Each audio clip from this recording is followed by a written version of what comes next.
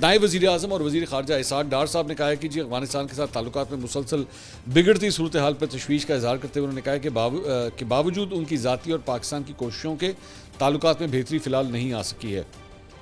Saint میں خطاب کرتے ہوئے انہوں نے کہا کہ گزشتہ حکومت پر انہوں نے تنقید کی اور انہوں نے کہا کہ وہ اتنی زیادہ کوششیں کر رہے تھے کہ ہم وہاں صرف ایک کپ چائے کے لیے گئے، لیکن وہ کپ چائے ہمارے لیے بہت مہنگا ثابت ہوا۔ یہ جنرل فیض کی بات ہو رہی ہے۔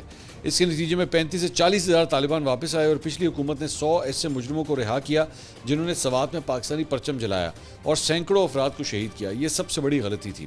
افغانستان کے ساتھ جاری مذاکرات کے حوالے سے انہوں نے کہا کہ افغان طالبان کے وزیر خارجہ امیر خان متقی نے 6 دن قبل انہیں 6 مرتبہ فون کیا۔ انہوں نے کہا آپ نے ہم سے صرف ایک بات مانگی تھی کہ افغانستان کی زمین سے پاکستان میں کوئی دہشت گردانہ کاروائیاں نہ ہوں، لیکن یہاں تک آگے ہیں کہ میں بھی جو آپ کی مدد کرنا چاہتا ہوں بے بس محسوس کر رہا ہوں۔ تو یہ افغان جو وزیر خارجہ ہیں ان کو کوٹ کرتے ہوئے اسحاق ڈار صاحب بتا رہے ہیں کہ انہوں نے کہا کہ جی میں بے بس ہو گیا ہوں، میں بھی کچھ نہیں کر سکتا۔